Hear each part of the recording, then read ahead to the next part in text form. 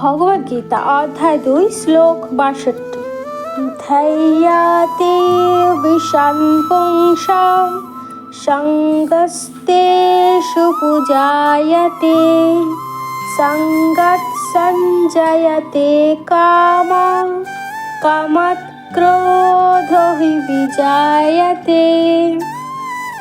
ইন্দ্রিয়র বিষয়সমূহ অর্থাৎ ইচ্ছা সম্পর্কে ভাবতে ভাবতে মানুষের আসক্তি জন্মায়, আর আসক্তি থেকে কাম উৎপন্ন হয় এবং কাম থেকেই ক্রোধ উৎপন্ন হয়।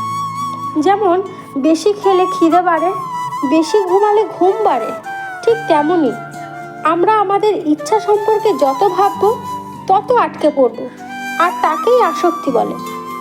আর আসক্তি বেড়ে যাওয়াকেই কামনা বলে। আর এই কামনা যখন পূরণ হয় না, তখনই ক্রোধ বেড়ে যায়, আর তখনই তোমার স্থির বুদ্ধি নাশ হয়ে যায়।